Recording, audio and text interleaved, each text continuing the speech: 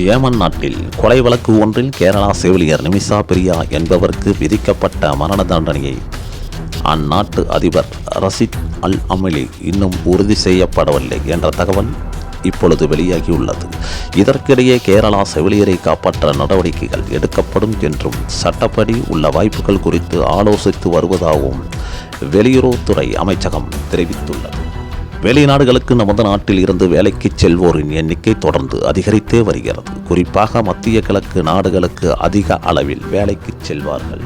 அதிலும் கேரளா மாநிலத்தைச் சேர்ந்தவர்களை வேலைக்காக அதிகம் மத்திய கிழக்கு நாடுகளுக்கு செல்கிறார்கள். அப்படி மத்திய கிழக்கு நாடுகளில் ஒன்றான ஏமன் நாட்டிற்கு கடந்த சில ஆண்டுகளுக்கு முன்பு வேலைக்காக கேரளாவைச் சேர்ந்த செவிலியர் நிமிஷா பிரியா என்பவர் சென்றிருந்தார்.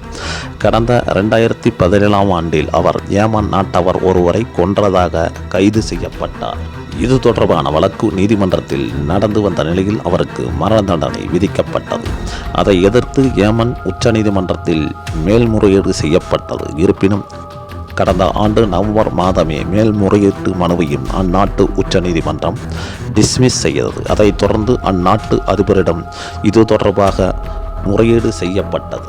இந்த சூழலில் தான் தற்போது சிறையில் உள்ள கேரளா செவிலியர் நிமிஷா பிரியாவுக்கான மரண தண்டனையை ஏமன் அதிபர் ரஷீத் அல் அமிலி உறுதி செய்யவில்லை என்ற தகவல் கிடைத்துள்ளது. அவரது தாயார் 57 வயதான பிரேமகுமாரி மகளை விடுவிக்க இரத்த பணம் குறித்த பேச்சுவார்த்தை நடத்த ஏமன் நாட்டிற்கு சென்றுள்ளார்.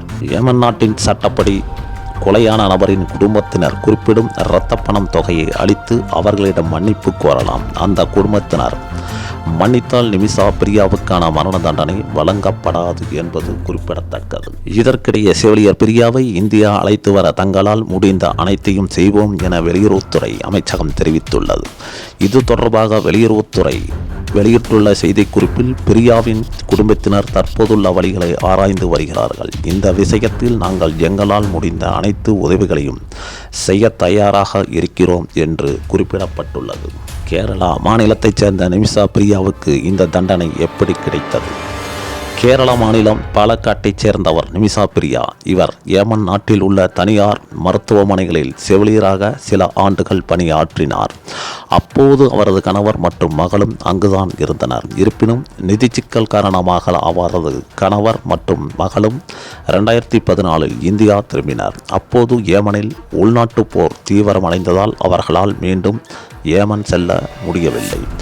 உள்நாட்டு போர் உள்ளிட்ட சிக்கல்களால் நிதி நெருக்கடியை சந்தித்த நிமிஷா சொந்தமாக கிளினிக் வைக்க மக்தி என்பவரின் உதவியை கோரியுள்ளார். ஏமன் நாட்டின் சட்டப்படி அந்நாட்டு குடிமக்கள் மட்டுமே கிளினிக்கை வைக்க முடியும் என்பதால் அவர் மக்தி உதவியை நாடியுள்ளார். அதைத் தொடர்ந்து 2015இல் நிமிஷா இந்தியா வந்தபோது மக்தியும் உடன் வந்துள்ளார். அப்போது தனது திருமண போட்டோக்களை மக்தி திருடியதாகவும் நிமிஷா கூறுகிறார்.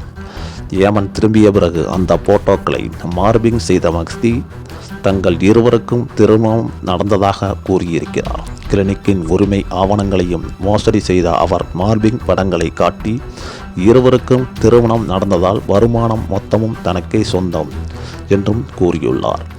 ஒரு கட்டத்தில் நிமிஷாவின் பாஸ்போர்ட்டை பிடுங்கி வைத்த மக்தி சித்திரவதை செய்யவும் தொடங்கியுள்ளார். இது தொடர்பாக நிமிஷா உள்ளூர் போலீஸ் நிலையத்தில் புகார் அளித்துள்ளார். இருப்பினும் அப்போது மக்தி மீது எந்த நடவடிக்கையும் எடுக்காமல் நிமிஷாவை ஒரு வாரம் சிறையில் அடைத்துள்ளனர். இந்த சூழலில்தான் கடந்த 2017இல் தனது கிளினிக் அருகே உள்ள ஜெயில் வார்டனை நிமிஷா சந்தித்துள்ளார். அந்த சிறையில் மக்தி வேறு குற்றங்களுக்காக சிறையில் இருந்துள்ளார். மக்திவுக்கு மயக்க மருந்து கொடுத்து பாஸ்போர்ட்டை எடுத்துக்கொள்ளுமாறு அந்த ஜெயிலர் ஐடியா கொடுத்துள்ளார். அதை கேட்டு மக்திவுக்கு பிரியா மயக்க மருந்து கொடுத்துள்ளார். இருப்பினும் அப்போது மயக்க மருந்து ஓவர் டோஸ் ஆனதில் மக்தி உயிரிழந்ததாக நிமிஷா பிரியா தனது நீதிமன்ற ஆவணங்களில் தெரிவித்துள்ளார். இந்த வழக்கிலேயே அவருக்கு மரண தண்டனை வழங்கப்பட்டுள்ளது. அவரை மீட்டு வரவே அவரது தாய் தனி ஆளாக ஏமன் நாட்டில் போராடி வருகிறார். ஓகே வியூவர்ஸ், இந்த பதிவு பிடிச்சிருந்தா லைக் பண்ணுங்கள், சப்ஸ்கிரைப் பண்ணுங்கள், கமெண்ட் பண்ணுங்கள். பாய்.